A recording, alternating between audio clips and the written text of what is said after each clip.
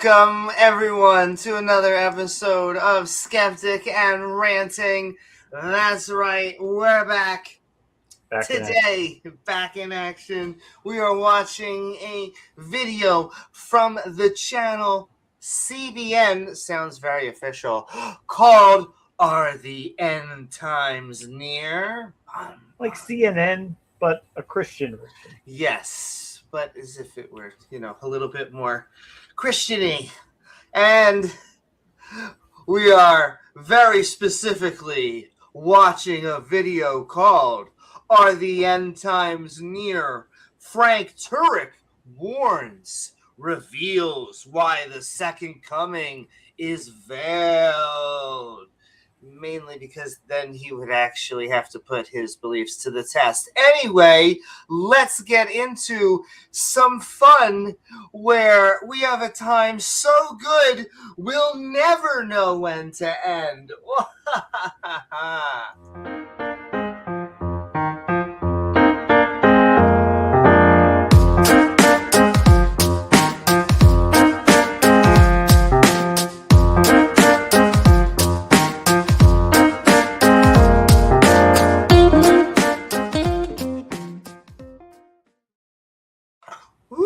That's right, everyone. Welcome out there on the interwebs. We hope that you're having a great weekend. Please don't forget to like, follow, subscribe, all of the things that have become a cultural norm that you hear in your sleep. Like, follow, subscribe, like, follow, subscribe. Anyway, now they say hype. They have hype to it. Yes.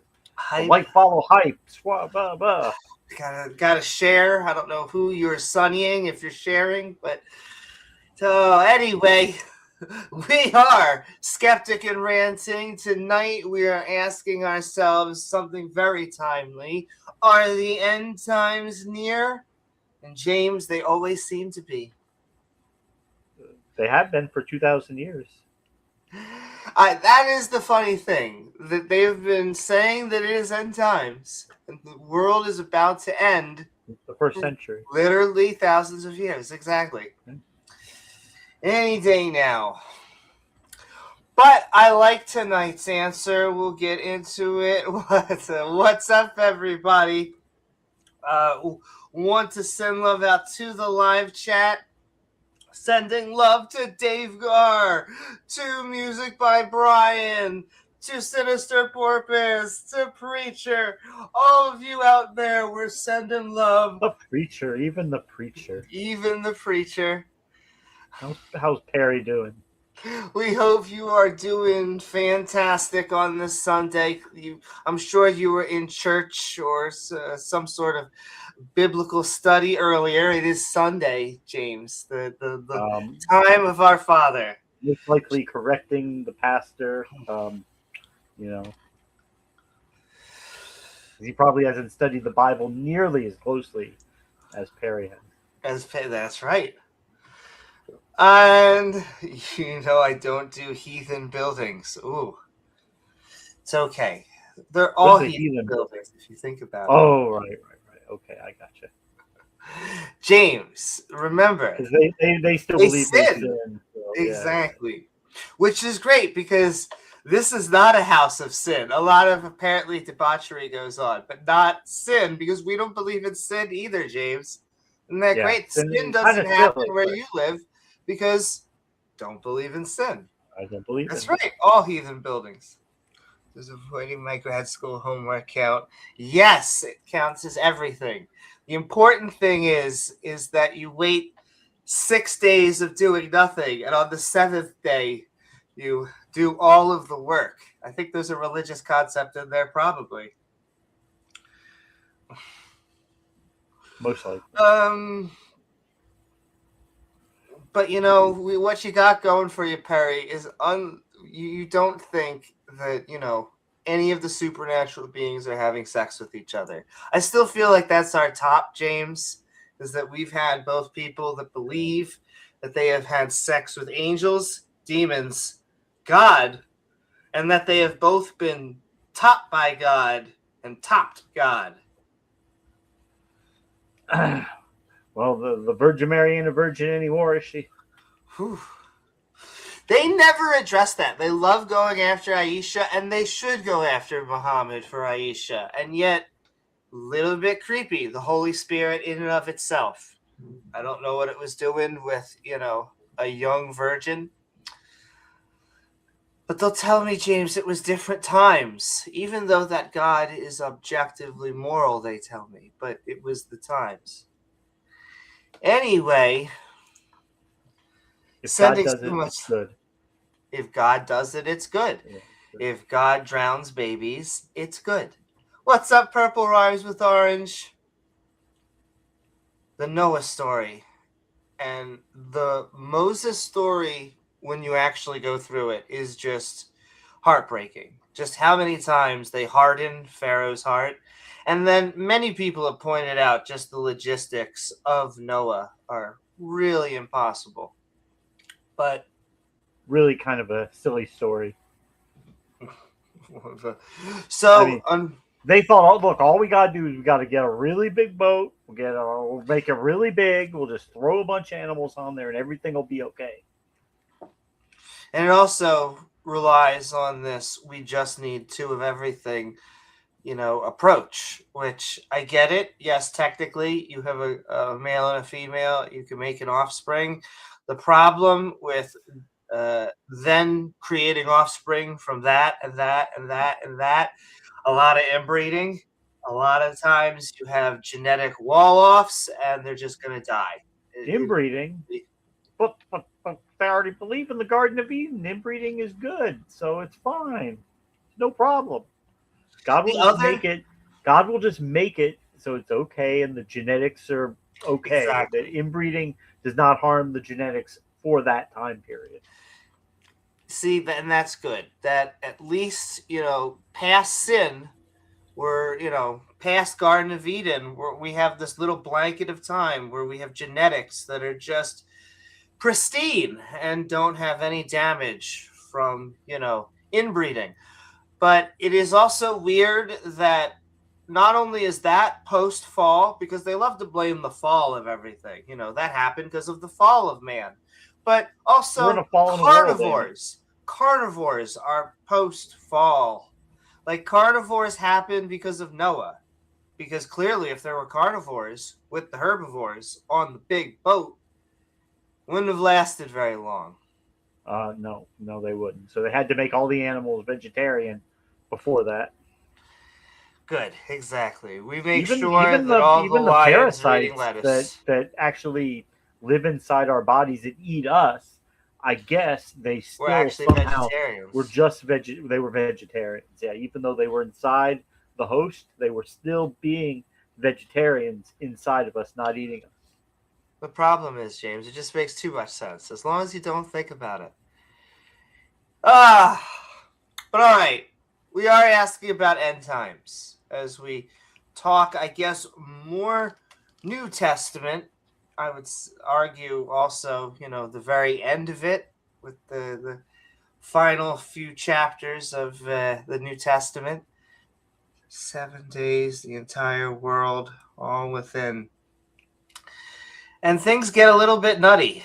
But, nobody wants to put a specific date to that, James, because once you put a date to the end of the world, well, when it doesn't happen, you look really silly. You have to put a new date. You have to convince your followers why you were wrong. The God was angry at us, and it just wasn't ready to rapture us yet. I mean, I don't think you'd be able to do that like over and over and over again and still have people following your ministry, Indeed. Right? Exactly. Well, so once you put a date they to did. It, they followed the same person for decades. There's some people that can get away with it. That you just you can talk it away with just well, actually, we weren't praying hard enough, or enough of you just didn't come to the church. Enough of you didn't believe, James. If enough of you John Hagee and his blood moons. Remember back 2016, the blood moon hysteria. The blood moon. The blood moons. This is the end. Yes.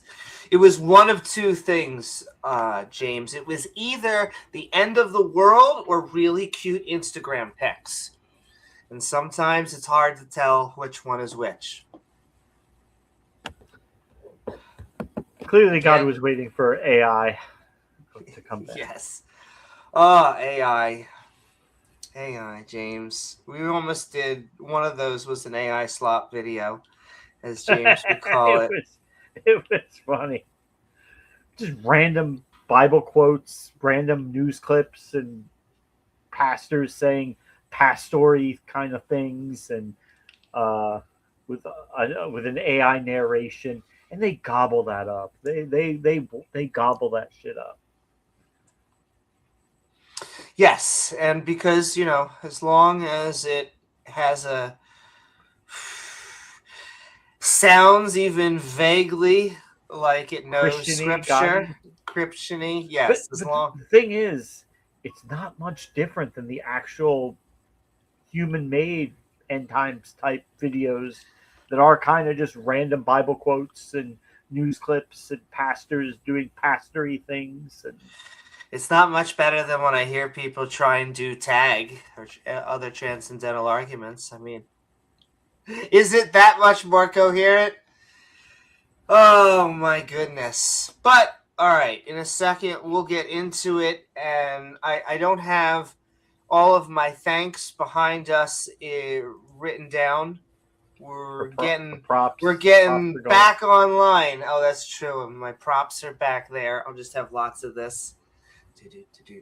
I mean, probably deep in the warehouse behind all the dildos and riding crops and merch as far as that goes. Underneath that is the snakes and the apples and the emoji pillows and all the things that I have. How about we should touch on all this like Epstein hysteria with like the satanic elite meat sacrifice children and they're eating people and they're cannibals, sacrificing kids to Satan. Turns out it was regular pedophiles. Anyway, what YouTube algorithm? I said they were reading PDF files, allegedly. Not that Jeffrey Epstein, the other Jeffrey Epstein. Oh, my Jasmine Crockett's Jeffrey Epstein. The one she was talking about. Oh, her and her opponent's been kicking ass. That guy's interview, I feel bad I don't remember his name, but he went viral. Look at that. Someone bless the First Amendment, because I don't believe in God. Anyway, we are Skeptic and Ranting. We are going to be talking about Are the End Times Near? And we got Frank Turek to straighten us out, James. I like set us straight. Set us straight. And I like it when people can set me straight. Rarely does that happen. They've been trying. Tried to give me the brain jolts, but then I just started to tell them that, asked them if they could turn it up a little, and they got a little freaked out.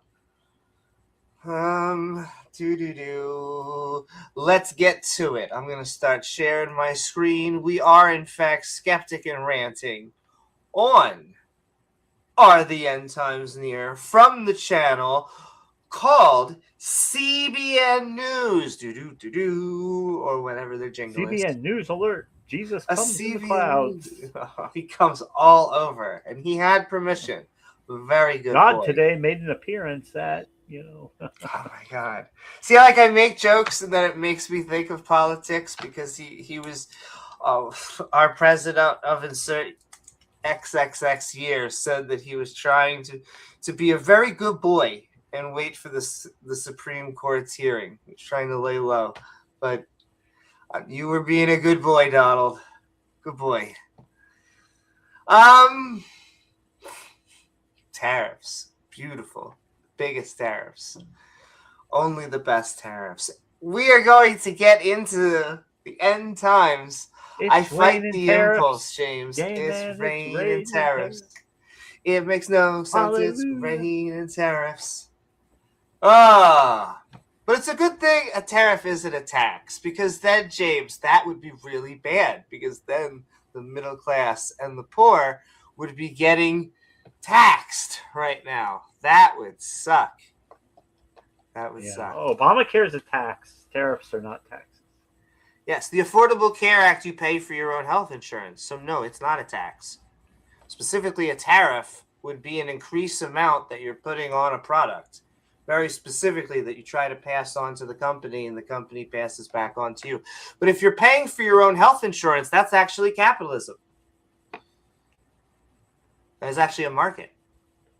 Evil market, but sort of a market. I'm okay with mixed economies. I like both words. Capitalism and socialism are both not dirty words. The most successful economies mix them. I just don't like cronyism. I don't like people who steal, don't give good products, or take pills that are otherwise would be $10, $100 at most, and make it thousands of dollars and sometimes tens of thousands of dollars. That kind of stuff. But if you have a good product, they made Ayn Rand mandatory reading, and then they took it to heart. And I could make fun of Ayn Rand. Like, there's nothing wrong with rugged individualism and all this and wanting to be a leader and stuff. But I like compassion and empathy. It has to go hand in hand. And I think the best leaders have compassion. If we could sell a pill for $10,000 and people would pay it, you'd be stupid not to do that. You should be looking out for your own interests, right? Well, you would be smart to do that in the short term, and I think overall it would hurt, if not you in your life, but it hurts everyone else in the long term. And so, yeah, I get it. There's always going to be ways. I mean, that's why, that's why I think our current president hired undocumented immigrants, even though it's so long ago. But he did that because it was cheaper. And because he probably said the logic is suckers and losers don't do. Why would they can't go to the cops and I can pay them cheaper? Why would I hire legal people? Anyway, gosh bless the elites. I'm glad the swamp has been drained. All of our pocketbooks are great now. And Greenland is safe, I think, probably. I just don't want these Puerto Ricans. I want them to go back to their own country. Which was that again? Anyway, I love everybody. See, this is what it does to me, James. They wonder. I still view myself as very moderate. The problem is I don't even know what's going on in this timeline sometimes. So, yes, I have to... I think it keeps changing. Blew my hair up. I don't know what is left or right anymore. Because to him, it's whatever he wants on Tuesday, and then it's something else on Thursday, and he's nice. Someone's nice to him over here. I know people come to us probably not to hear politics because we're religion, but it's just so bleeding. Even he talks about this. I guess we should get into it. But again, if you are of any political persuasion, you have a voice and a home here. But it's just so hard not to talk against this guy. Again, I don't wish anything bad upon him. I just wish legal and ethical measures would come from some of the stuff that he's done. Like him and Hegseth. But whatever. We'll deal with that, I guess, in the coming years. It's up to you. It is up to you as voters. You're the only people that can actually put measures in check. So vote in midterms, vote in the 2028 election. I used to think that elections, it is the uniparty. In some respects, it is the uniparty. I get it. And sometimes, it is both Nancy Pelosi and Donald Trump trying to do insider trading. Nonetheless, I've never seen a gentleman make so much money off one. Okay. Skeptic and ranting. Are the end times near? Let's get into it, out, James. Like the old show business hook where they pull you off the stage. Listen, If I was at the Riata Comedy Festival, I probably would have lasted 5 minutes, James. I feel like they would have descended on me. In Riyadh? That's the big comedy debate right now in the comedy circle. So many comedians went to this festival in Saudi Arabia where, correct me if I'm wrong, I'm pretty sure Saudi Arabia, where, they were only allowed to do very safe subjects. And I have such mixed feelings about this because on one hand, I do like that in effect they are liberalizing kind of sort of. On the other hand, I get the people who say that, I mean, these are the funders of 9/11, the people who killed a journalist, in cold blood for doing the crime of just basically, opposing them. I get it. I feel like I would. First of all, they wouldn't allow me to be there. First of all, for who I am, I wouldn't have been allowed in. But second of all, I probably would have not made it longer than 5 minutes because there's no way I wouldn't have made one set list and then done a completely other set list. That is the I would have told them, welcome to the time-honored tradition, Saudi Arabia, of people getting the one thing one time and then Norm Macdonald having other thoughts the other time. But what were you going to say, James? The time-honored tradition of, celebrities in the United States. You know what, James? And I get it.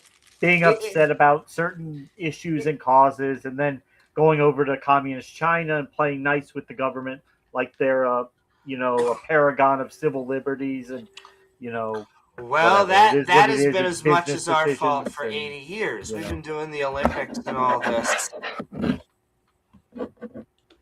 Like, China's good for business. We have to go over there and play nice with them because we need access to their markets and whatever. So you accept that, and then over here you get the virtue signal, and it is what it is. I also think that being mean to immigrants is virtue signaling. Trump is not good at deporting people. As even though Biden had a high asylum in the middle of his thing, a giant spike, both Biden and Obama are better at deporting people. He's good at being mean to them and virtue signaling, but he doesn't care. Stephen Miller cares. Stephen Miller once he said, "I want you to go to Home Depot and 7-Eleven." The average conservative will tell you that they just want the violent criminals, but violent criminals account for 14% of ICE's. Well, so they have quotas they're trying to fill with immigrants now. But that's I don't think conservative. I think conservatives more moved on just from only the violent criminals. I mean, that's certainly who they want to focus on, but I think they've kind of moved on from that. There are lots of them who are, yes, every single one of them out now. Well, that's a shame. Which I still think they are the backbone of our country. Not logistically plausible, but hey. I think that's a shame. I have this because I used to say I'm getting very close to almost being a bootlicker during some of the times of my political career, because I would say the West has given me a great home. America, the United States of America, has given me a great home. And, it got to a point, James, in the past 20 years, and I can't help it. We're tangenting, but we've had so much time. But this is now the past 20 years to me, and you know this story. But in 20 years ago, it was, we hired you at Applebee's, and we hired you as a boy. You better stay as a boy. We didn't hire you for that idiot stuff. And then somewhere within that, James, 10 years ago, I'd have people come up to me, and they'd say, "Whoa, you're transgender? You hit the identity politics Olympics. I bet when you came out to your parents, they threw a party." And you look at these people, and you go, "What planet are you even from? Are you from Earth? Is this your first time visiting Earth?" And now we're at this weird time where they say, we just are learning about transgenders. You just came onto the scene. Jerry Springer actually never existed. And so this is the first we're hearing about you. All you care about is transgenders. Your most important thing about my life, James, is sports. And you know what my favorite sport is, James? Women's volleyball. I guess. You know, any answer you're going to say was probably sports. Go team. Go local. Or opposing team if we're the opposing one, I guess. Girls lacrosse. JV girls lacrosse. Listen, I look at the heterosexual version of football, and let me tell you, just on that, I could get men smacking each other's asses. But yes, I would say, as someone by, I'll take the volleyball team, I'll take the football men, whatever we have going on. But that's about that, and then the weird obsession with commercials. There is both the people that love the what is it called? My goodness, my brain. The final days of football. What's the big football thing? Super Bowl playoffs? The Super Bowl commercials. And then there's the people who hate the people who love the Super Bowl commercials. And those two sides seem to go back and forth. America. But okay. We're going to come back in, James. Because I can probably... Oh, we know. Talk about it forever. My goodness. We're in interesting times, though. We are definitely in interesting times. These are not normal times. What's up for Vesta Fredja? Sending so much love. Looking at the chat out there. Sending love out there, too. I know. I just wish our politicians would get a spine. Looking for a spine on aisle 3. All right, let's get into it. We are Skeptic and Ranting on not only are the end times near, but are the end times near? Frank Turek warns why second coming is veiled. Safe bet, Turk. I would put that one too. It's the safest one we've covered so far on this channel. Until the second half. So won't you join both of us for a time so good we'll never know where to end. Here we go. Boo-doo boo-boo. Shoo-boo-boo. Boo-doo.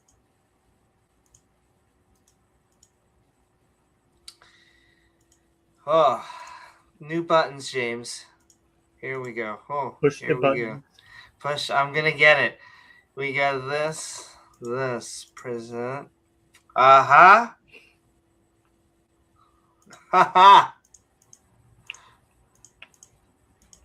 There we go. The non-miracles of science. Let's get into it. Frank Turek reveals why the second coming is veiled. Frank Turek, we're excited to have you on the show today. A lot to talk about. You know, you've been in this faith game for a long time, and we have a lot we want to pick your brain on. But one of the things that's interesting to me is kind of just watching all this revival, this conversation. So much revival, but watching people come to faith in droves. So the Bible Bros show. And it's really incredible. I didn't notice that. I think there are questions, and some people have concerns. And when you look at what is happening, and feel free to talk about the positives, but what are some of the concerns you have about how to sort of foster that revival once it's sort of happening? Yeah, and the question is, are we in revival right now? I do notice that church attendance is up about 15%, and Bible sales are temporary. It'll go back down. I hope a revival. Customers are seems like making money in Christianity. I think one of the ways that we need to move this forward is to ensure that people are getting not just spiritual renewal, but they become disciples. And of course, as you know, Billy, that's the hardest thing. How do you make disciples? True believers. People that actually follow Jesus, not just people that say, I got fire insurance, I'm going to heaven. You know, I mean, Jesus didn't say, come make believers. He said, come make disciples. And that means carrying your cross. and doing things that you might not normally want to do. It means denying yourself and following Eating pickles and ice cream. It's hard. None of us really want to do that. And they find that so poetic. Deny who you really are and follow him. Pick up your cross. Yeah. Pick up your cross. Yes. Give up who you are. In our natural selves, it's going to take some sort of spiritual renewal to get us to go from just saying, oh yeah, I trust in Jesus, to actually following Jesus even through difficulty. Thank you so much, Sinister. I think a disciple requires rum plus lime juice. That sounds pretty good like to a classic me. grog recipe. Yeah. Well, I mean, don't you know, Amy, you know, this life, listen, this life is, nothing of it is about you. It's not about your wants, dreams. All that is nonsense. It's all about him. Everything you want is just a distraction. Every hour of every day, you should be on your knees, first of all, kinky, praying to God. Everything else is a distraction, really. But again, he's perfect, but he is not, well, he's jealous, but the jealousy is a good jealousy. It's like a holy jealousy. He has a right to be jealous. He has a right to demand. That's right.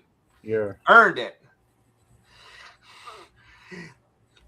Sending so much love, Sinister. Thank you. Mwah, mwah, Thank you, mwah. Sinister. And also, I can't help but go. All right. Keep on sending super chats. We'll keep on sending love right back to you. Thank you so much, Sinister. But we are talking, are the end times near? Yeah. Yes, they are. I mean, when I look out there and I see all of this, and I love what you said there, like, are we even in revival? Because I think that's kind of the question. Like, everybody's using the term, but it's like, I don't know. A lot of people have talked about What the do end you times. know? I just had Franklin Grandma, and we were talking, you know, are things going to get worse? Are they going to get better? You have all these theological debates that are going on. Can you have a world where you have things getting better in some ways, like, you know, quote unquote, revival wise, while things are still denigrating and falling apart? Like, can those two things exist, I guess, at the same time? Yeah, well, I would venture to say that no one knows when Jesus is coming back, and my source on that is Jesus. So, you know, when people keep saying, "Oh yeah, I know he's coming back. Oh, things are getting worse. It's going to happen," and I say, "Hold on." Jesus said, "No one knows the day, the hour, the times, nor the season." And you know, at this point, I kind of agree with Frank. There is no way to know, and anyone who takes a position on it is probably full of. And so it was at this point, I'm like, okay, but let's keep watching. I'm coming like a thief in the night. So anyone who says, I know when he's coming back, he can't come back then. Right? So whenever he comes back, it could be today. It could be 10,000 years from now. 20 quadrillion years from now. But James, like, how much of a sell is it? Imagine you're a Christian. You've lived your whole life thinking that it was end times. You have lived your life as if it were so.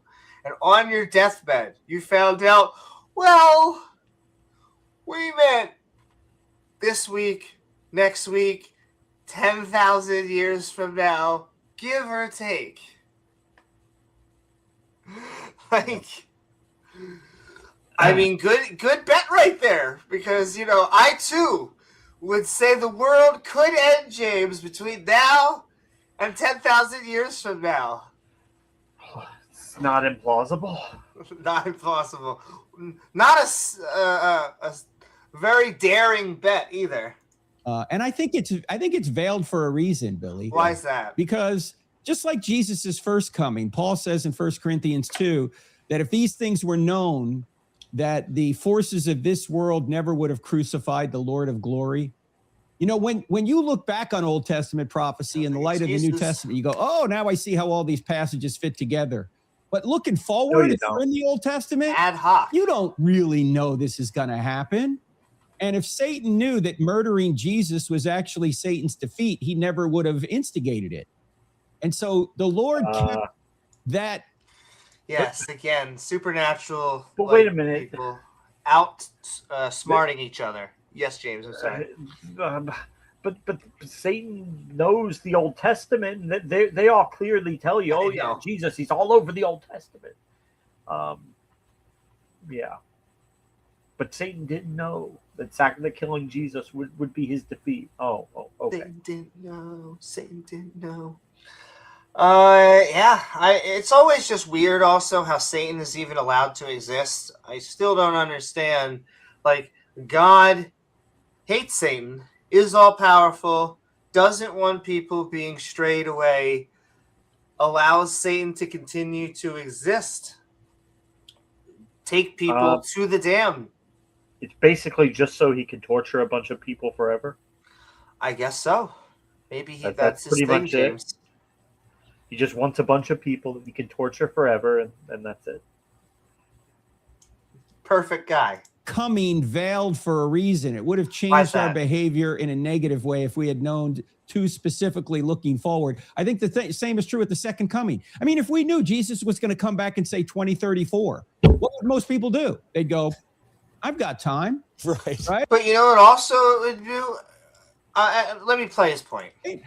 At 2033, I'll start running up the credit cards, and then I'll repent right at the last minute, and I'll be with Jesus. I mean, sure. Or you could prepare the other way, or at least it would be a good, valid, sound way of you testing the actual end of the world. Because what you are doing in your safe, I would almost argue, skeptical approach to the end of the world is saying, I don't know. And if you're saying, I don't know, then how do you know we are in end times? How do you know the world's going to end at all? I mean, I know the world's going to end in 4.5 billion years. Almost guaranteed the sun will red giant, and with it, it will take the earth. But beyond that, I from here to 4.5 billion, I don't know what's in between. And I would press anyone who knows otherwise. It's no. Super volcano eruptions, maybe? Yeah. I mean, there's a million things that could destroy human civilization, destroy all of primates and all of animals and things like that, and things that could destroy either all of single-celled life and things that could destroy the entire planet. But they would have to have natural physical causes and explanations for why they're happening, not a man coming down declaring that he is the Messiah from Earth 2,000 years ago and has come to lift man and woman, because those are the only two genders, James, up into the heavens. But I mean, you know, it could be. It's just funny because we live in insert year with technology, and yet we still treat people like Frank and other apologists, I guess not us, but they still treat him with such reverence. And yet, at best, they are very misguided, and at worst, some of these apologists are con men. So, you know, fun times. No one knows. What? One thing that blows my mind is people that follow Jesus, and they know they read the Bible, they know the Bible, they know God. But when people like all these false prophets across the world want to predict the end time, then everybody, like where was it? Was it Nigeria where that one prophet was like a few months ago? Most likely, they all just gathered in the woods and just waited for it to come. Then they got. Nigeria has a decent economy, and that is why you will get a lot of these Nigerian prince emails. I have no idea if that's what I don't know why he's bringing that up here, but they were all just like signing, in disbelief that it didn't happen. And there's people here sold all their property, sold their house, sold everything. I'm like, how do you claim to love Jesus and know the Bible and then just go and believe somebody that said this? I mean, this has been happening. Why? Because they took it on faith. The same mechanism by which you believe in your God. Oh, it's longer than I've been alive, but I've seen it a lot of times since I've been born. It's just a bit. It kills me. why would you sell anything if he's coming back? What does it matter? I know it don't make sense. Does not make religion. Sense. Well, they'll sell their stuff and then they'll go buy bill. I mean, in New York, this happened with Harold Camping when that whole thing went down. People were selling their stuff and they were buying billboards, I think, and like putting the money to tell everybody, hey, you need to be ready for this particular day. I mean, literally date setting when we're told not to do that. It's deceptive, though. I mean, this is what the enemy does, though. You were saying that, like, the enemy. No. This is what humans do, and it's easy for us to blame the religion, and the religion is a decent part of it. They use that as the vehicle, and there's no better method of control but religion.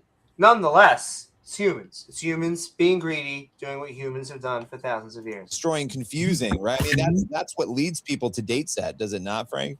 Oh, I think so. And look, I'm not on the planning committee. I'm on the welcoming committee. So I'm just welcoming Jesus coming. Whenever he comes. This stream got spicy. Please, YouTube, it's okay. This is still a good stream. He comes. You're welcome. You know what I am more certain of, and everybody should be more certain of? That my end and your end is much more certain than when Jesus is going to come to end everything. In other words, again, this man ain't going to Vegas. You mean death and taxes? The only two things we are certain of in life? You're right, Frank. You're starting to speak some clarity here. Everybody listening to us right now, you know you're going to die within the next 100 years, probably a lot sooner than that. True. You know that's going to happen. Mm-hmm. My question is, what are you doing about that? Why are you worried about living life? Hopefully, because we know we have 100 or minus that, most likely. Most likely, much less. And we only have evidence of the one life. We should probably treat that as precious and trying to enjoy it and help others and seek justice and mercy in this life. But no, enjoyment is bad. Anything you like is bad. Well, that's the other thing, because there's nothing wrong with saying, listen, James, we shouldn't just be going around, having unsafe sex and having thousands. But it is okay to say we can have sex outside of marriage. Please be safe. Please be with respectable, consensual partners. Like, you don't have to go so far crazy into, holy moly, should we lust and covet over our neighbors and we really just have envy over everything that they do? No, but it's okay to want the latest thing. You know, if something came out, that whether it's, I was about to say, if God wanted you to have it, you would have it. No, that's right, James. Be in your seat. You need to plant those seed donations. Because when Jesus is coming back, it could be in our lifetimes, but it might not be in our lifetimes. But wow, prophetic. Thank you, Frank. This is helping. I hope this alleviates all of the Christians out there if you were looking for an answer. Now they're trying to walk back everything they've been saying for 30 years about the end times. So oh no, still give to us and still give to us and still do all this stuff just because okay, maybe we're not. We don't know. Yeah, exactly. After all of this fear-mongering, all of these different types of preachers and different types of denominations basically saying we are in end times. I mean, what does it mean to be end times if it's 10,000 years away? And I imagine their answer would be, but what is 10,000 years to God? But okay. What is 10,000 years to us? It's not. If you were to say America is going to be destroyed in 10,000 years, James, I would go to work tomorrow still. That would be my bet, right? Right? Probably much shorter than 10,000. Well, exactly. That's what I mean. America. Nations, empires have shelf lives, and yeah. Exactly. So I'm sorry, but this is why faith and religion is also not as accurate as science. Another thing I've been just thinking about, because I've been listening to philosophy streams, James, just to learn more about counter-apologetics, because I feel like that's the best use of philosophy, is basically at this point to counter all of the nonsense that is apologetics and theology. And I've been listening to about Karl Popper and how he noted in the early 30s, 40s, 50s, he started to notice the difference between what he called pseudoscience and science. And he noted that in pseudoscience, you can always explain it away. That when he would attend lectures by Freud, it didn't matter what the situation was. He could find a way to make it fit the model. And yet he said Einstein would make very specific declarative measures. This is where you'll find the moon on blah, blah, blah, blah, and it will have, an eclipse on blah, blah, blah, blah, where it was risky. Falsifiable. Very falsified. In fact, yes, I think he was the one who highlighted the importance of falsifiability in science. And so this is what I mean. Like, he's not wrong when he says, I don't know, is it the end time now? I mean, that's the atheist answer. But, like, what a risky bet, James. At that point, don't say we're in end times. The answer is, are we in end times? I don't know. So they used it to create, like, immediacy, create, like, an existential need to watch their stuff and to subscribe to them and to go to their buildings and pay them money. And right. This stuff is happening. It's real in our lifetime. This is going to happen. And now that it's not, they're all like, well, okay, well, hey. Also, maybe it is. Maybe it will. How do you explain when things are happening that they like? That's the other thing. When the culture is going against their grain, then it's easy to say, oh, it's going to hell in a handbasket. Look at all these gays kissing. And yet, when things go their way, it makes it a harder sell. Oh, that's why he said, like, what about this revival? How can we have a revival if the world's going to hell? Yeah. All people are coming to Jesus. Well, that's part of the plan too, James. And again, that is a pseudoscience, because you can be right in either way, either direction. Well, we watched a video a long time ago. The guy specifically said, at the end times, there'll be 200,000 Jewish male virgins will convert to Christianity and go around and convert the entire world. Specifically, Jewish male virgins will convert to Christianity. And can I point out, we're so used to it within culture. Isn't it weird that, like, virginity is treated as this, like, holy sacrificial thing? It is literally like a breaking of the label, James. It's like they're sitting there at Amazon. The same thing is happening in heaven. It was like, is this one a virgin? I don't know. He kind of fooled around in college, especially for males, because there's no real physiological change to the body. But James, there's a spiritual one. Yeah. Anyway, let's get into it, because I said the longer this video goes on, the more that it grinds my gears, as Peter would say. You know your life's going to end here on Earth. You better deal with that instead of worrying about when he's going to come to end the whole. That's our message, Frank. But okay. Show. That's powerful. Yeah. Very powerful. One of the things. Not really. So all these people coming to faith, which is super exciting. I love it. And to your point, you got to make disciples. There's a lot that comes with that. When you look at the church right now, and I know this is probably a loaded question, but I have a lot of thoughts on it, but I want to hear what you have to say.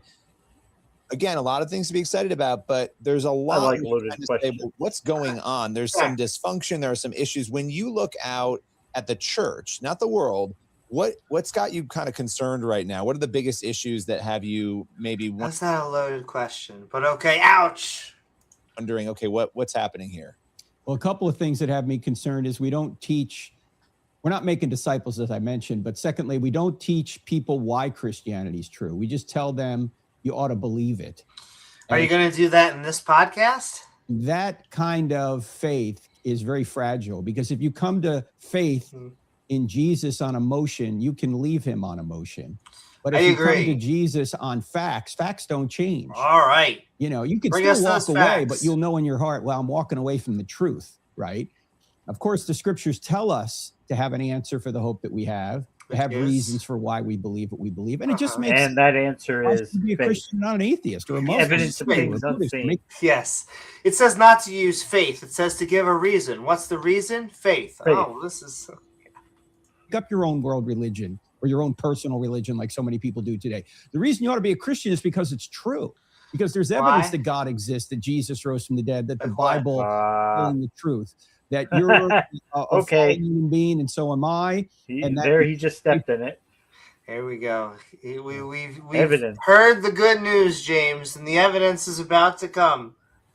For our own iniquities, that just like Jesus, who lived a perfect life in our place, can be our substitute. Another thing that just absolutely grates my gears, okay? Because first of all, they say, why do you hate Jesus? And I don't hate Jesus. For a dude of his time, if he, as James would say, if he existed, you know, he said some okay things sometimes. But we don't hate Jesus. It's that no one is perfect. And it is very creepy to me, like just abstractly, when you take it away from religion to say, listen, we have a leader. And this leader is perfect. He can do no wrong. Everything that he does is the absolutely best choice ever. And we should, again, James, sell our belongings, leave our family, and follow him. And it's like, it seems a little cultish, but, you know, and they hate that word, but... yeah, go ahead. It's all about substitution. It's not about doing good works. You do good works after you're saved. You hear that, James? It's not about doing good things to others. You get saved first, and then we'll worry about doing good things to people. Come on. It's not doing good things to people. It's doing good for God. That's the thing. Doing good for God. People don't care. It's doing what it's pleasing God that matters.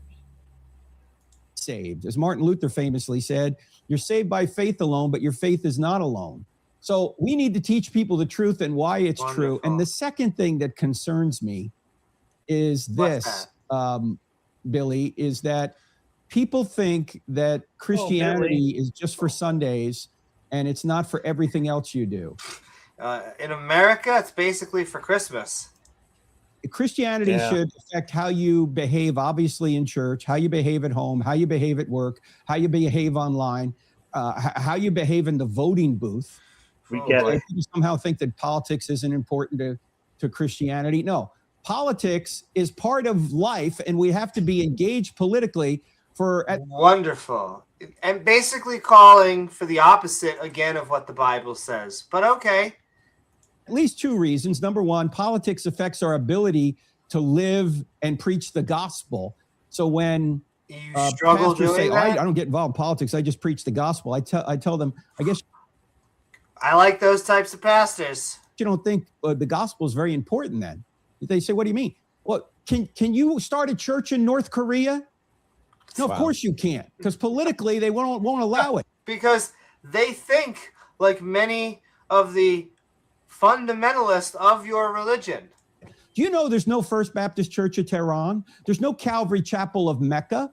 Why not? Because politically they don't. Why? Because you're jealous of how fundamentalist those religious countries are, and you wish you could do it here. And you're a little bit sour grapes about it. Yeah, I get it. I wish there was liberalism over there. Wouldn't it be wonderful? Secular liberalism. I'd be all for it. I get the feeling that's really not what you're selling. Don't allow it.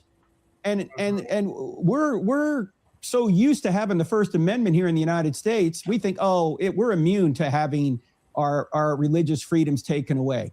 Oh no, there was just a group of people that barged into a Minnesota church this past week trying to take away religious freedom. What? When are we going to wake up and say that what we do... Is he talking about a shooting or Don Lemon? Don Lemon.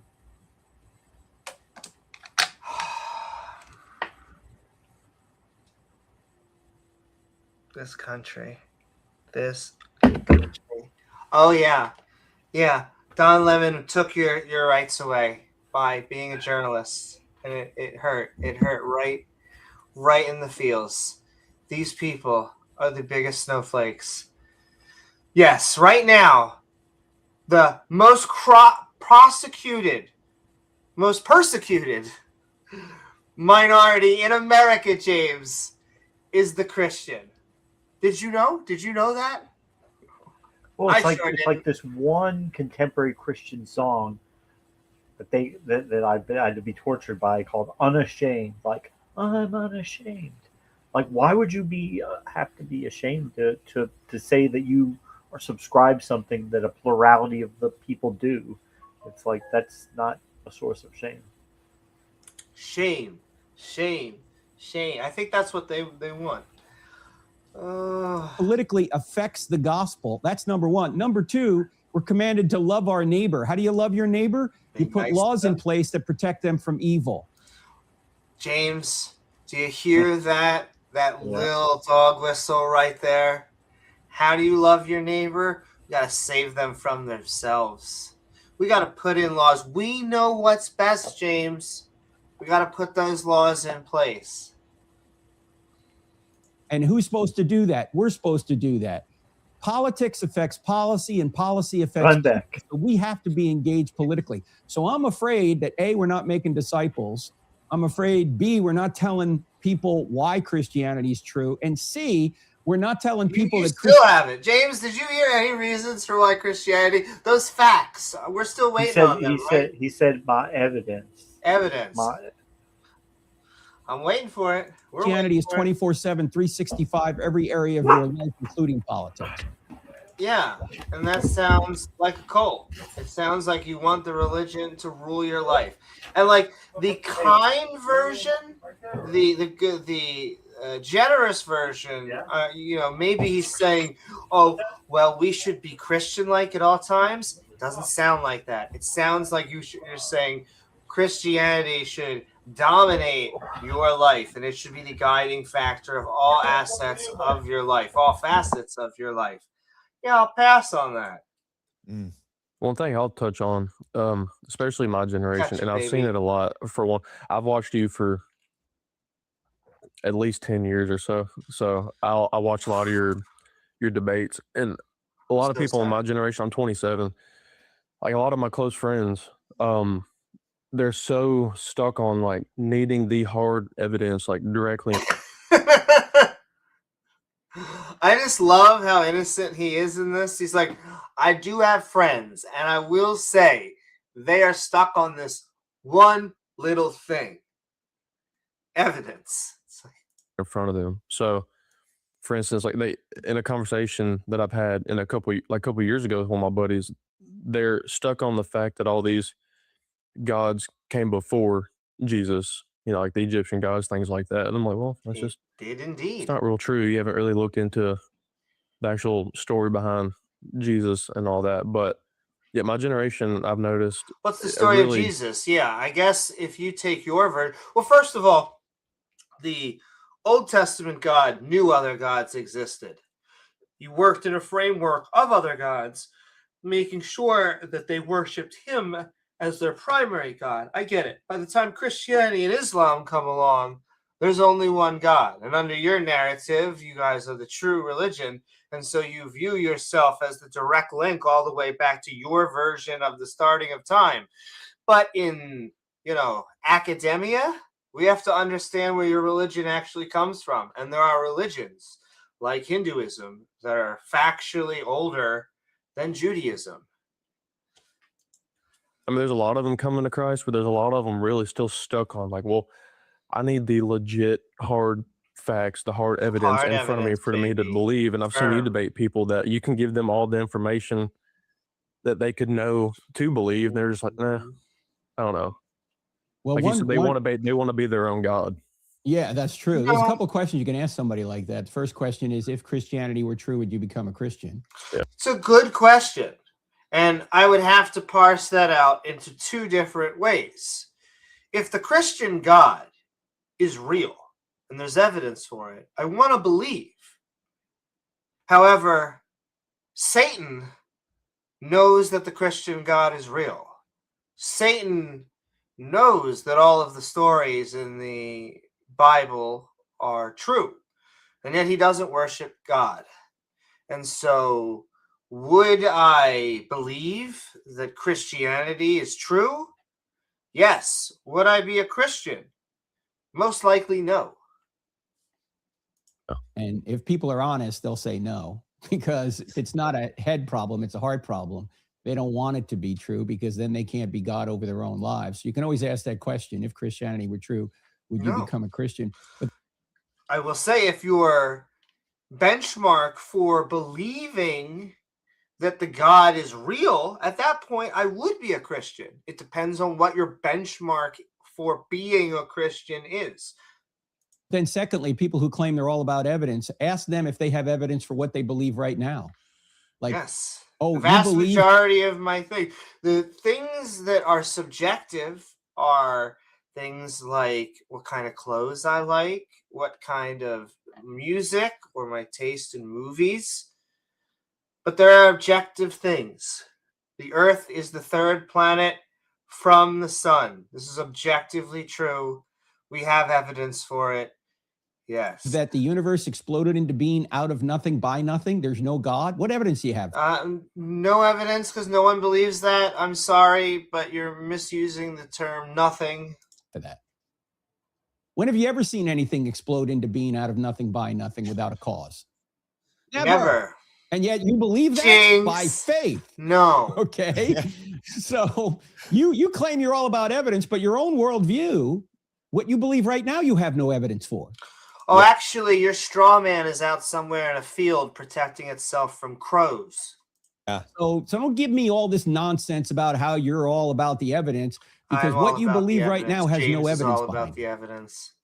Gosh, you're making me think of something else, because you know What? this, Frank, better than anybody, because you've been in every one of these debates.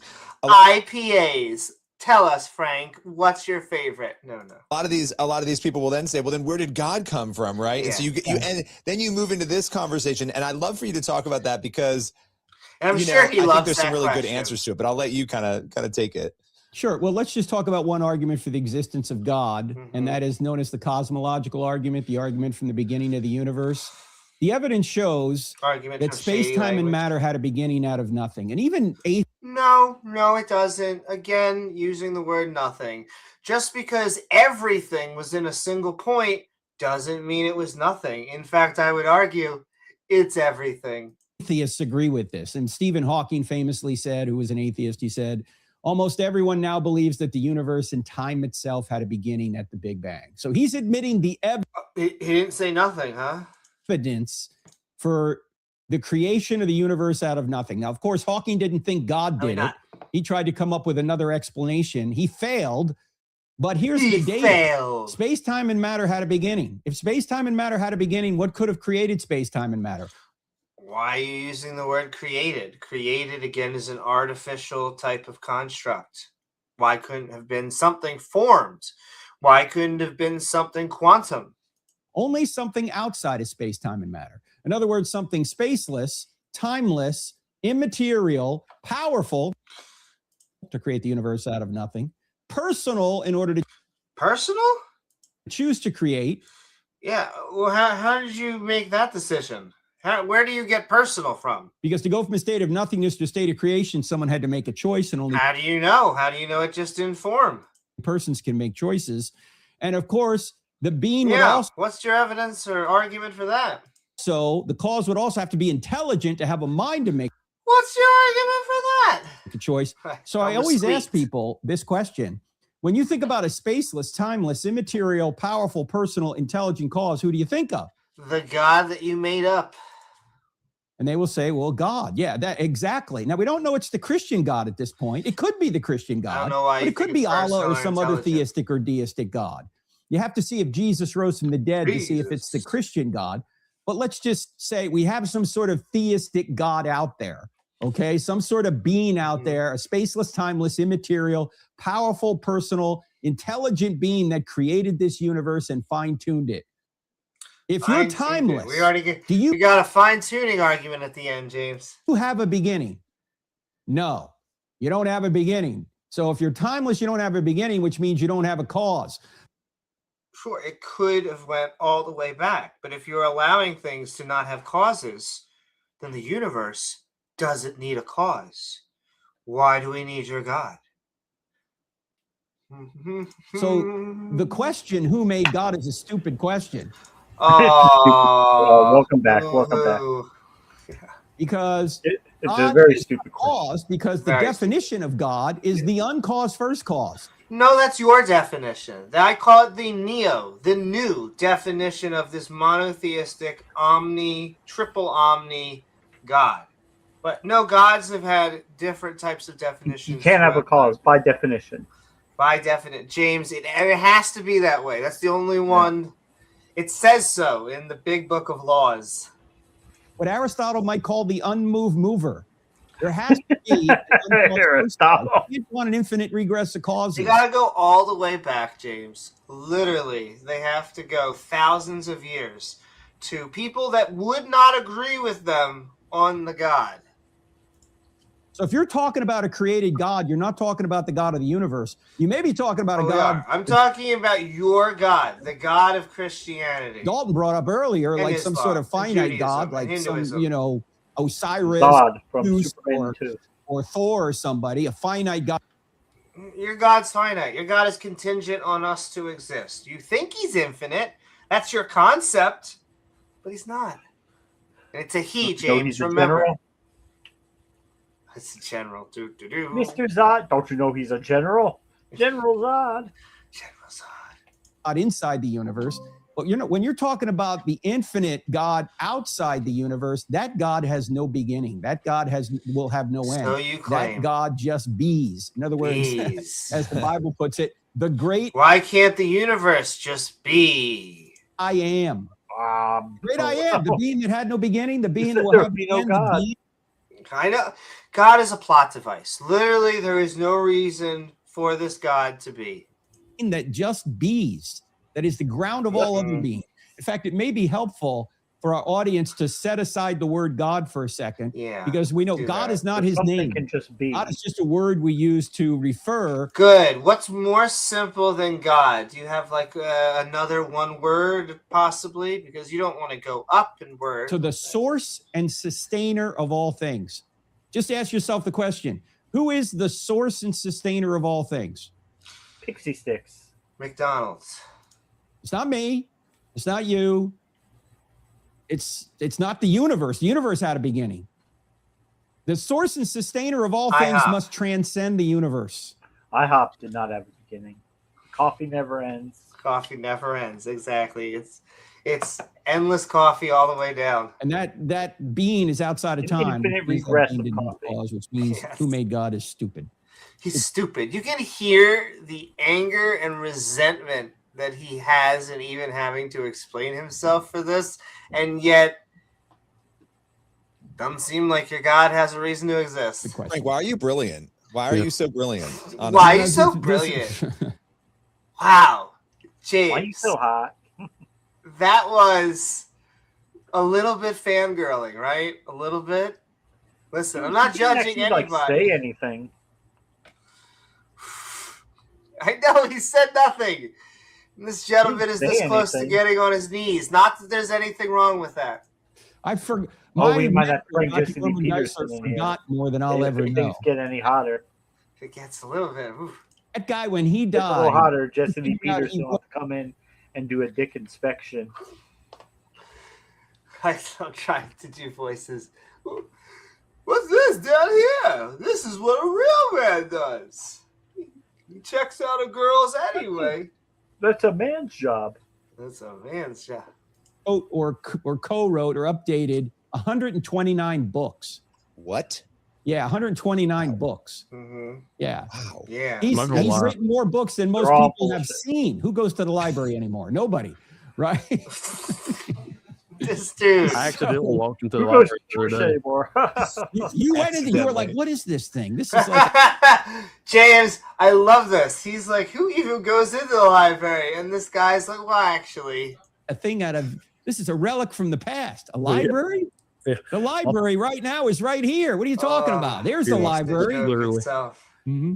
I was going to say earlier, when you're getting to like trying to explain like where God came from, I ain't gonna lie, my brain starts hurting because it's very hard to like because I want to think about those things. There's no answer thinking about it. I'm like, Yes, and it makes their brain hurt to make these arguments. Like everything just starts intertwining in my head, and I'm like, I'm gonna lose my mind if I keep trying to figure out like the That's start. That sounds like P-Town. That's P-Town.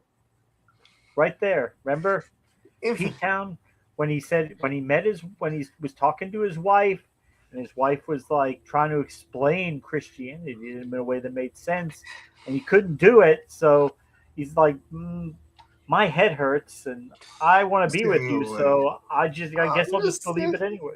Yeah, I'll just go with it. He had a headache of a different kind, and that fixing that was contingent on him becoming Christian. So yes, you could say both of his heads were hurting and he came to Jesus. Yeah. If an infinite God wasn't strange to us. All right. And with that, we have been, in fact, Skeptic and Ranting on Are the End Times Near? We're going to possibly, I promised Rachel that we would MMO tonight. So I am going to open it up specifically. Yeah, we're going to play the World of Warcrafts. I specifically am aiming for any theists out there, though if you're an atheist and you would like to say hi, by all means, come on down, though we probably have a 15-20 minute counter, unfortunately, but we're going to keep on coming on because I crave this so badly. I feel bad that I even let it lapse as much as I have. Well, a lot of it has been crazy. Yeah. I had to move, and then, getting promoted at work. Now my work schedule is a lot different. And I feel the same way with my job. The mid-November through December mandatory 6-day weeks, that really drains it out of you. Oh, I can imagine. And being a manager and managing people, and then having the flip side. I mean, you deal with every customer that literally says, "Can I speak with your manager?" And there's never been a person in history who has been good to talk with who has said that. And I love all of you out there. I'm sure it's been even me at some point. I'm just saying, when we're in that mindset, we're probably the worst people in the world. And so, retail. I do not. I miss the pizza that I would eat every day. Oh my God. All right. I'm going to show this. We have been Midnight Ranting. If you have any thoughts on Are the Ends Near, now is the time to do so. I would say if you disagree with us, now is the time to do so. I am putting the clock, though. We got 15 minutes. We got Ryder over here. Ryder around. 10, there's a 25, there's not a 15. I miss the midnight streams too, to be honest with you. I gotta figure out how to do late night streams again. Well, I do want to come home, like I was telling James, and just come on here and do more debates with just random theists. And so might have to do those. But I miss our Skeptic and Rantings. I miss being able to roast all of these theists going out there. I've seen new theists hit the circuit, and not all of them are AI slop. But okay, I'm going to be right back myself. Be right back. But if you want to join us, now would be the time to do so. If not, we'll be closing we'll just up. Keep bullshitting around for a few more minutes. And yes. But all right, James, I'm handing it over to you. I'll be right back. Yeah, how long is it? I think it's been since October since we've been on, and that's a long time. But yeah, life got busy with me, like with Amy. It's always been busy. But now we're back. We have some time. We have some logistics to be able to do some streams again. We're happy to be back. I miss coming on here and just being able to say what we think and interact with everybody. I know Amy missed it too. Just kind of picked a few easy videos today. Just a nice, warm icebreaker. CBN, Christian News Network, Christian Broadcasting. And yeah, it's a perfect like cosm of what we see. Just ad hoc retconning, just making the shit up as they go along. End times, what end times? Are we coming back? Yeah, they're coming back. No, they're not. Let's see if we can get the porpoise in here. Welcome aboard to the porpoise. So yeah, like I said, I was saying in chat, if you want to come in, Amy is friendly. She doesn't bite. Unless you ask nicely. Yeah. You might have to pay. Athena says hi. Oh, hi, Athena. Oh,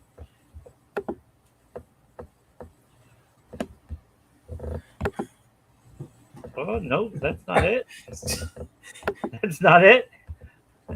Amy, what happened here? And I would like to point out that neither of the people with computer science degrees, who have computer science degrees, even though that's not what computer science degrees are for, are operating the controls right now. Right, yeah, exactly.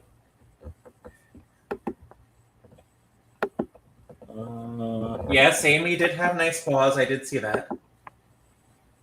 Athena, you know She the always rules. has her claws.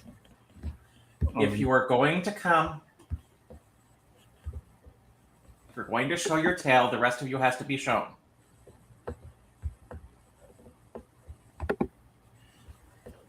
I know I'm doing the most horrible thing I can and not paying attention to the cat. Okay, the screen is not going to show the cat because, well, the cat's the wrong color. Or not the green screen, this is the AI thing. There we go. Unless I do this. Put Amy in the back for a minute. All right. So we can see full Athena on full Athena cam. Yes, we see your tail, Athena. Well, cat, like most cats, she doesn't like being picked up for too long, so I don't force her to do it. Hey, Robert Webster, good to see you out there. We miss everybody. Wow. I guess. And how's everything going for you, Sinister? Finishing up my master's degree. Hopefully, I'll be done by the end of the semester. I've been avoiding doing homework I need to do for that. I'll probably get to that. I've been actually managing to do some social media on the other end, like short video creation on an app called Clapper. Been trying to get back to the channel here and try to get it grow, but I don't know. It's work. Well, I've been having fun like playing with things like the green screen and various camera options. The infamous green screen. Well, I mean, problem is shooting in your bedroom or your house is nice and all, but it's obvious you're shooting in your bedroom. Right. Athena. So where are you there now? What room is that? This is a background I had created like a mad computer scientist laboratory. Oh, okay. All right. It fits. There you go. Mad computer scientist laboratory. But this, I'm just using StreamYard's AI background where I can put this in. So on like if we're a green screen, you wouldn't have like those weird edges where StreamYard AI. Well, not every use of AI is bad. I mean, this use of AI is just trying. No.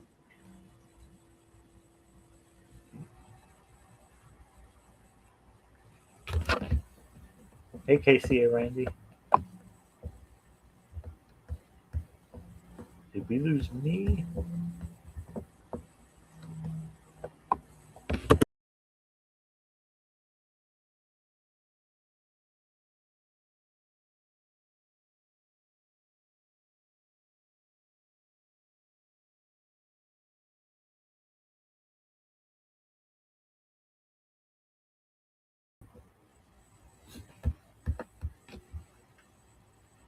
No, Amy is here.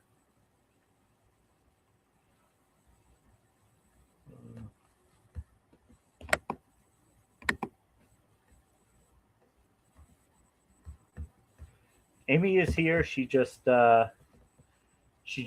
stepped out for a second. We'll get her back on. Yeah, Amy's here. Just has other obligations, things she has to do. Femboys that need attention. You know how it goes. And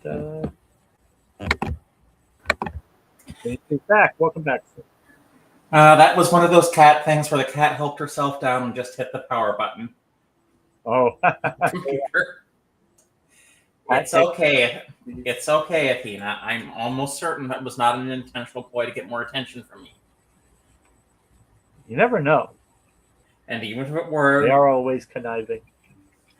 Even if it were, I said sometimes you earn the name I gave you.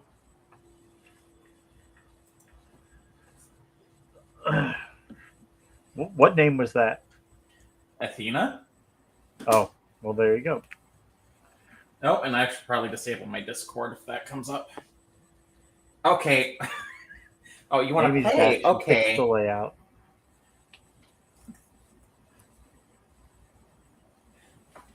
He's so cute. He's having some difficulties there.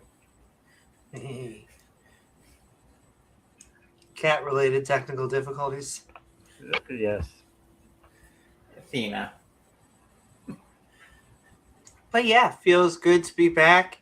I'm happy to see you, Sinister. I'm happy to be here with you again, James.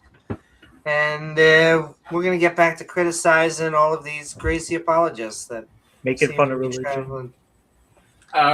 Sorry, there was one thing I was thinking just because it just came to me and I realized I probably shouldn't have, but they were talking about the second coming of Jesus, and given their stance on premarital sex, doesn't Jesus have to get married before the second coming can happen?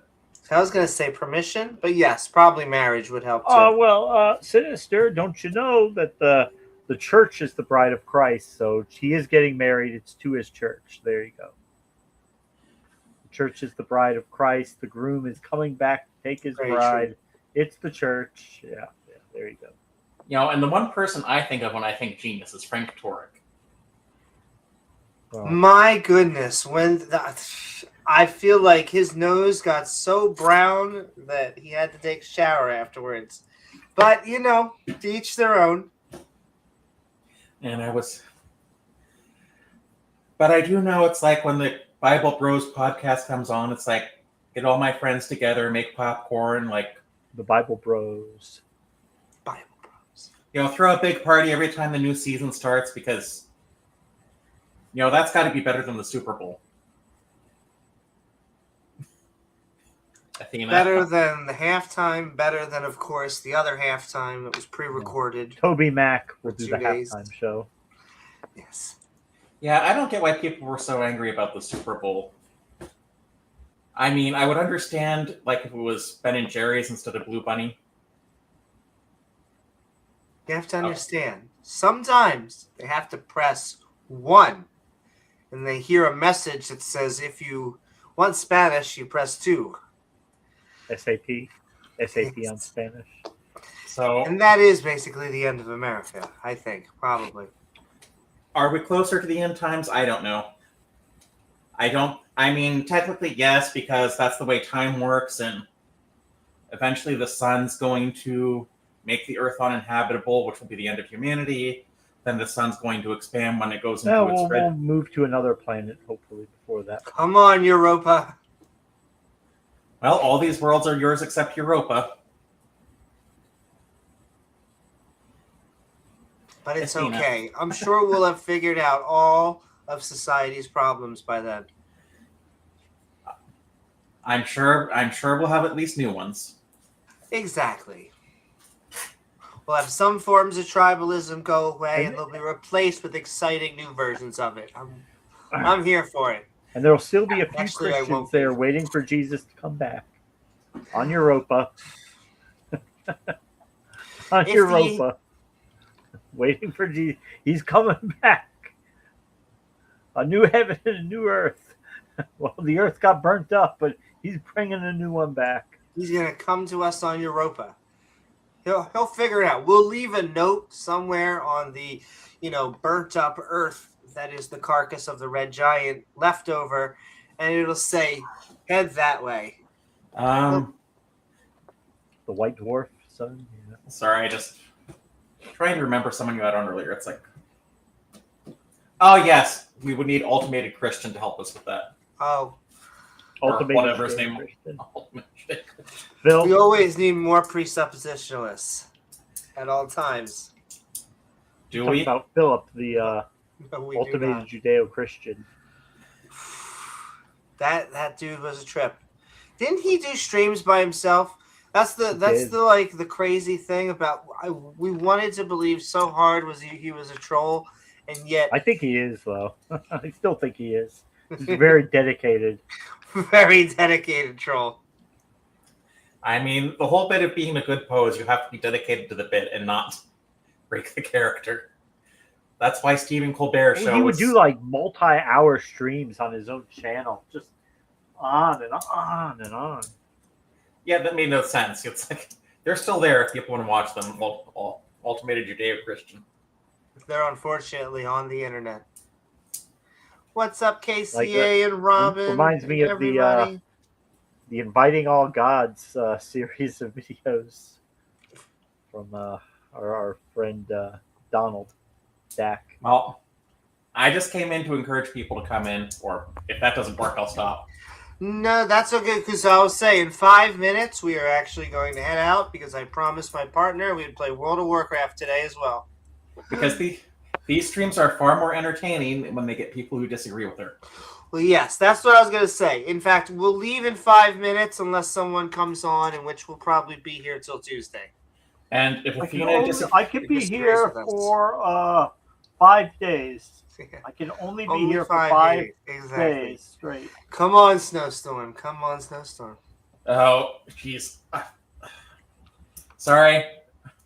5 days of e-learning days. I could have done without that. Yeah. Well, any more snow days and we get virtual days.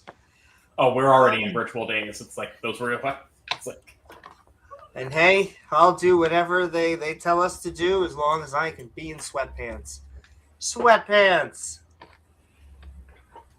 But yeah, we have. I'll do one final call, and then I'm gonna make a joke, and then.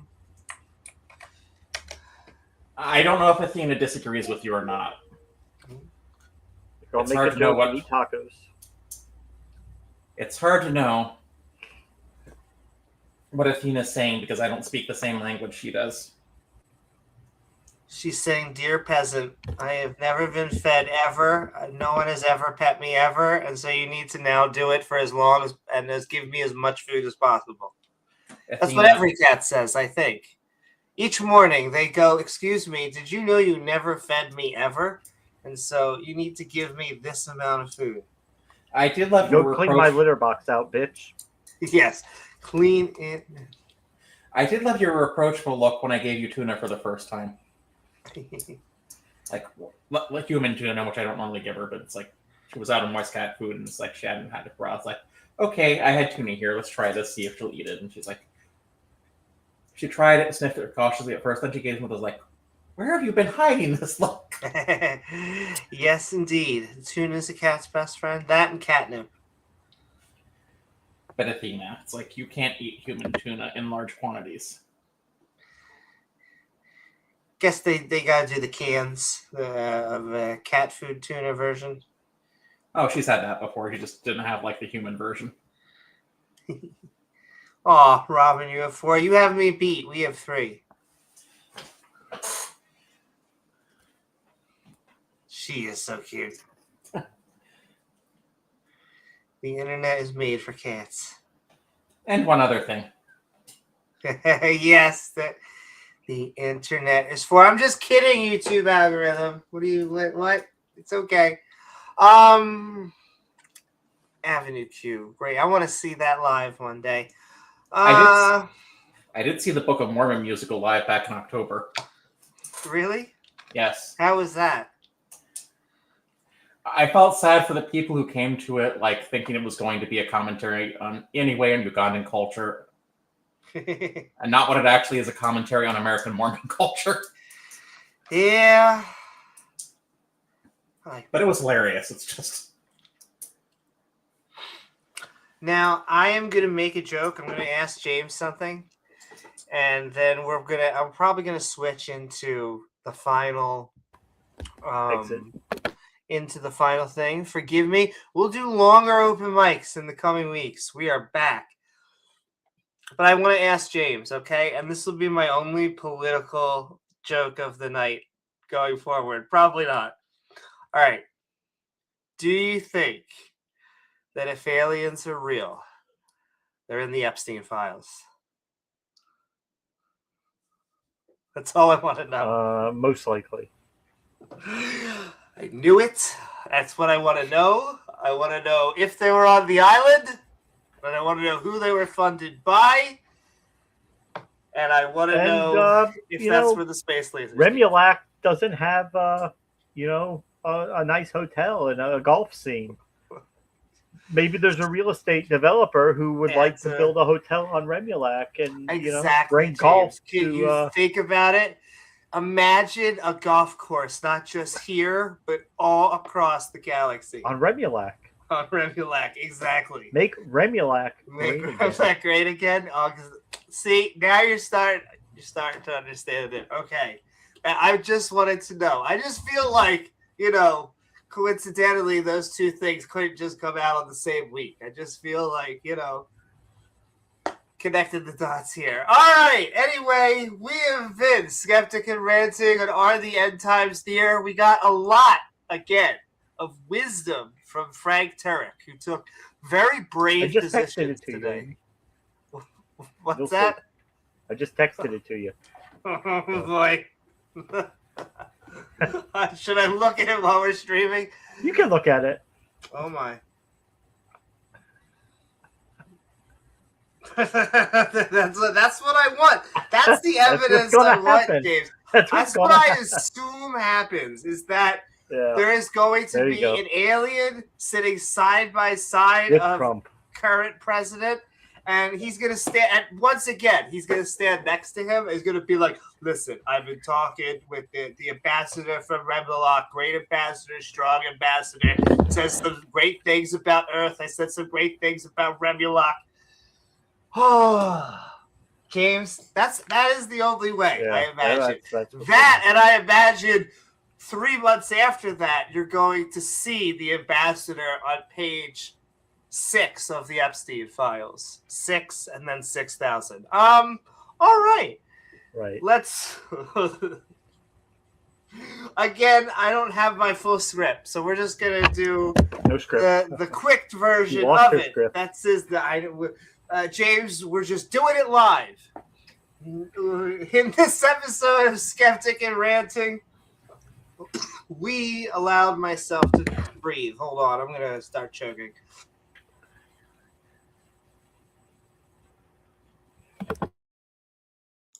Good time to do the outro is when you don't have air.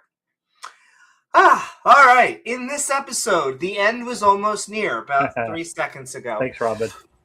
Sending so much love to everyone. And in this episode of Skeptic and Ranting, we watched a video from the channel CDN called Are the End Times Near?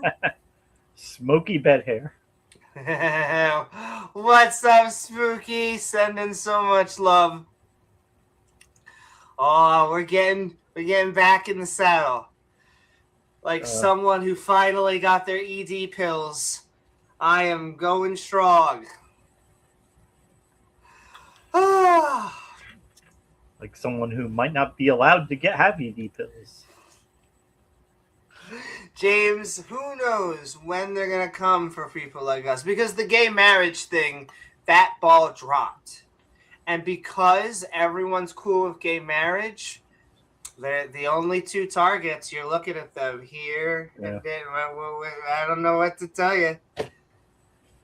most likely after they do whatever they want to do with immigrants, because we all know the Bible says, like, be an unrepentant asshole to immigrants in your land. But there's actually, do you know what the scariest thing, the thing that's actually destroying America? Trans people? Transgender immigrants. I mean, their violence is just out of control. Violence. James, every day you have a new transgender immigrant Massacre. Basically throwing glitter into the air and body parts just glitter basically bombs. Boom. Exactly. In the girl dicks popping out. The important thing here, it's in the name of being transgender. They I mean, I don't know about you, but everything I do is in the name of being transgender, because that's certainly something I think about all the time. They scream estrogen right before they do it. I'm pretty sure. What do they do? I don't. I was gonna say, I think I have screamed that at my pharmacist, but estrogen. Yeah, that sounds about right. But that's okay, as I will continue to tell all of my friends out there, the MAGA friends. Well, I don't even want to put labels anymore. I'm just sending love. We're just sending love. I am looking forward to the midterms and the elections. Vote, everybody, vote. Everybody vote. Okay. What's that? I said if they feel like it, vote. If they feel like it, yes. Well, obviously, I can't force anybody to. But I want everyone to not be apathetic, because I think we're in this situation because of apathy. And I get it that, again, it's hard to feel motivated to vote when many of us look and say, well, we're voting for the lesser of two evils, or I'm just voting for this person because I don't like this person. And can I tell you, it's the only reason I voted so far. I'm not part of a party. And that's not because of, any fault of the parties. I'm just not a fan of them. And yet, I'm very proud of my vote. I wouldn't change my votes in any other way. So far, I wish I had better choices. The reasons why they lost also make me depressed, because I think they were too bland and boring. And America, we go with the... We're going to get through this. Anyways, we've been Skeptic and Ranting. See, I don't have my outro, so it goes everywhere. It just goes everywhere. Please like, follow, subscribe, do all of those amazing things. Visit our Patreon, patreon.com/Jamie Newman. Great way to support the show. Go become a channel member. We're going to be rebuilding all of these and revamping, adding new content. I have been craving. The crazier the world gets, the more I feel like I have a need to go out there and scream into the void. In fact, that's going to be, I think, Screaming Into the Void is the name of the new show, of me just arguing with random people. Boy, do I want to. Yes, I think that's all the things. We'll send out love to everyone out there. This has been our video watching CBN News. What's up, Big Bad Mama? EBM. Sending love to Spooky and Big Bad. Hello. I feel bad. I do have to head out to go play World of Warcraft with my partner. I did promise her, but I also wanted to stream. It was important to me that we got on today. We got that done. We got it done. We got back. Getting back is the biggest thing. Is the biggest thing. Exactly. And so this was our episode of Skeptic and Ranting. I'll update all the media in the coming weeks and stuff.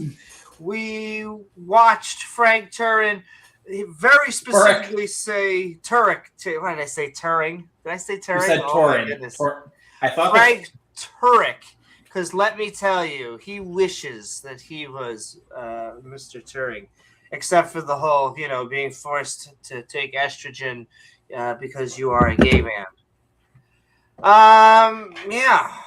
This was Are the End Times Near? Why Frank Turek warns and reveals why the second coming is veiled. Because he don't have, it's safe. That's our bet. James, when's the end of James Porpoise? When's the end of the world coming? Eventually. Yes. Someday. Great guess. Yeah, someday, eventually. Wow. Maybe. Very brave guesses. We're all making, but they're not very science. Courageous. Very courageous. Exactly. And we had a time that was so good, we'll never know when to end, except for now we're ending. We're sending love to all of you out there. Good night, everyone, and good day. For one other thing, sending love to sending love to Sinister. Right down there, I think a decipher requires rum and lime juice. Woohoo! Sounds like a pretty good drink to me. And sending love to Sinister and my co-host, James W. This has been Skeptic Ranting. Are the end times near? Goodbye, everyone. For the Alliance.